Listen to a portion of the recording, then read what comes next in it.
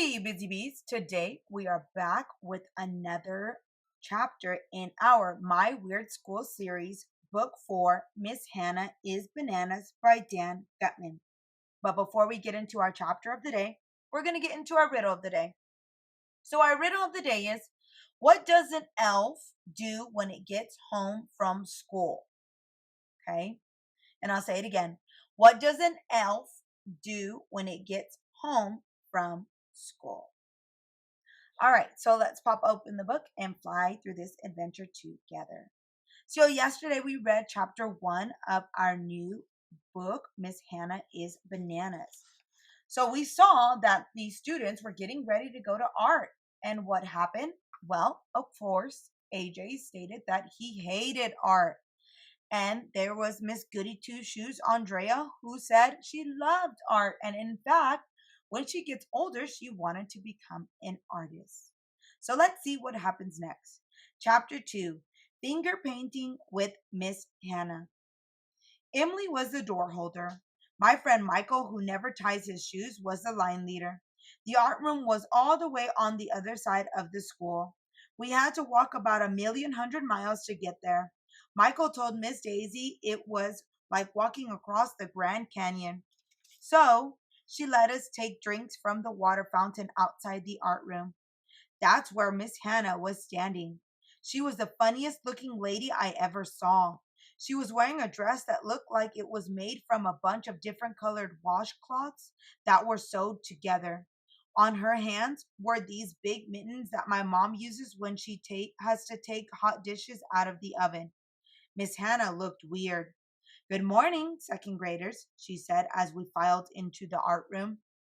Do you like my new dress? It's made from used pot holders that I bought on eBay. I stitched them together. Miss Hannah spun around so we could get the full effect of her new dress. It's beautiful, Andrea said. She is always complimenting.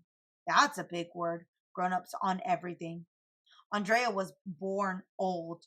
Personally, I thought it was the stupidest looking dress in the history of the world. I went to sit with my friends Michael and Ryan, but Miss Daisy stopped us. She told Miss Hannah that certain people should not sit next to other certain people. I knew what that meant. Boy, girl, Miss Daisy said, pointing to where we should sit. I had to sit at a table between Andrea and her crybaby friend Emily. Miss Daisy gave each of us a name tag to wear so Miss Hannah would know our names. Then she told Miss Hannah she would be in the teacher's lounge in case there was any trouble. The teacher's lounge is where the teachers go when they don't have to teach. I've never been in there. No kid has ever been in there in the history of the world because kids aren't allowed inside. The teacher's lounge is like a secret clubhouse for teachers only. My friend Billy from around the corner, who was in second grade last year, told me that they have big parties in the teacher's lounge all day long. He said the teachers dance around and play pin the tail on the donkey and eat cake and take target practice with BB guns. Then they try and think up new punishments to give us kids when we misbehave. That sounds cool.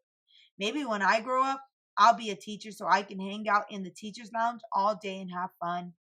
After we sat at our tables, Miss Hannah took off her potholder mitts and picked up a piece of black paper.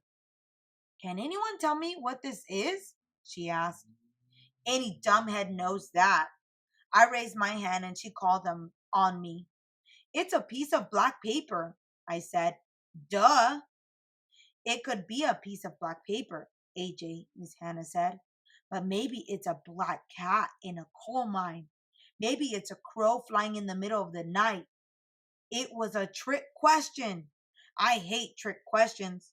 My ears felt like they were on fire. I didn't look at anybody, but I knew everybody was looking at me and laughing to themselves. It wasn't fair.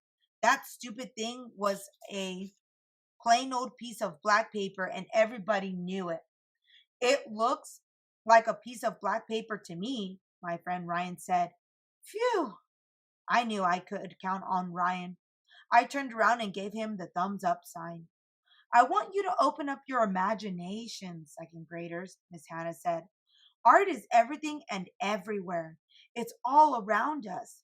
We are all artists. A dentist is an artist. Your mouth is your dentist's canvas. A man fixing a roof is an artist.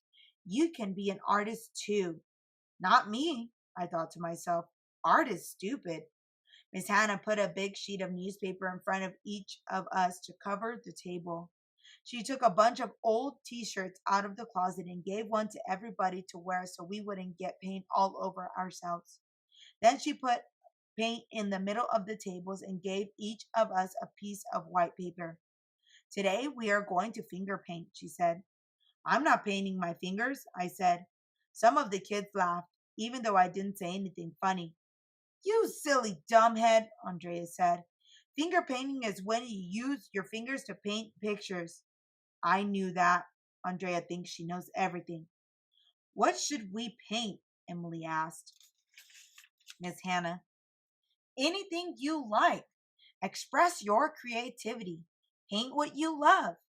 I love butterflies, Andrea said. I'm going to finger paint a picture of a happy family of butterflies. I'm going to finger paint a picture of a tree in a forest where your butterflies can live, said Emily. I'm going to finger paint a picture of a tree falling in a forest and crushing a family of happy butterflies until they are dead, I said. That's mean, Emily said. She looked like she was going to cry, like she does at every stupid little thing. Hey, I'm just expressing myself, I said.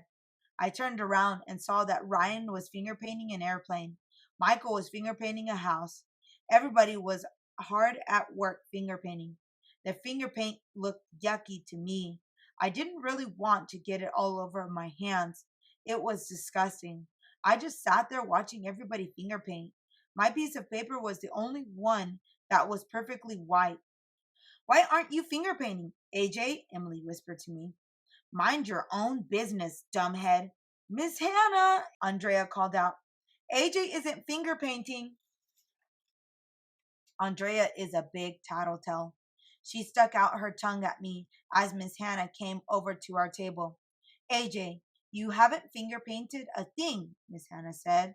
I didn't know what to do. I didn't know what to say. I had to think fast. I did too finger paint something, I said. This is a picture of a white polar bear. He's playing in the snow, white snow, and he's eating vanilla ice cream. All the kids were looking at me. Miss Hannah was looking at me. I was afraid she was going to yell or go get Miss Daisy from the teacher's lounge to take me to the principal's office. Very nice finger painting, AJ, Miss Hannah said with a big smile on her face. That's using your creativity. I stuck my tongue out at Andrea. She folded her arms across her front, all mad like. It was great. It was not only great, it was the greatest moment in the history of the world. This was the next big, best thing to an elephant stepping on Andrea's head. Pretty soon, it was time to clean up. Miss Hannah taught us a song about cleaning up. The words were clean up, everybody everywhere. Clean up, everybody do their share. It was a pretty dumb song, and me and Michael and Brian changed the words to clean up, even in your underwear. Anytime anybody says a word that rhymes with air, you should always change it to underwear. Everybody will laugh.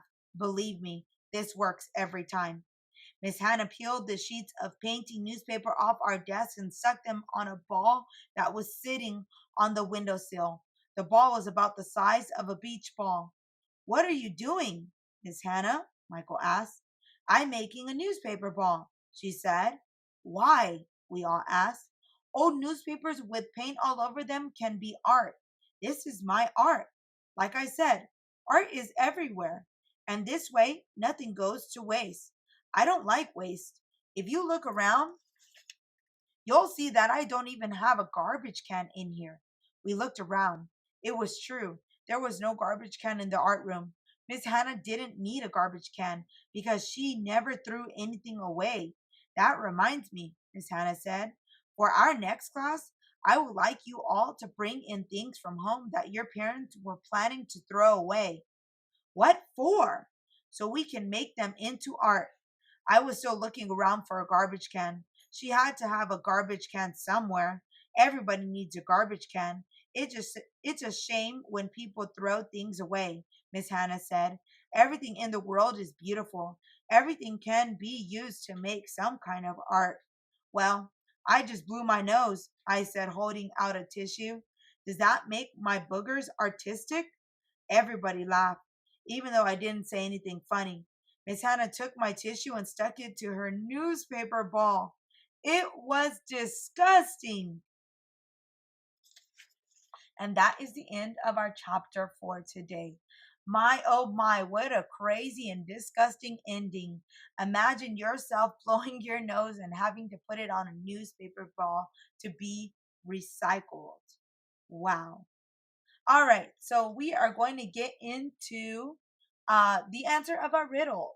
So the riddle was, what does an elf do when it gets home from school?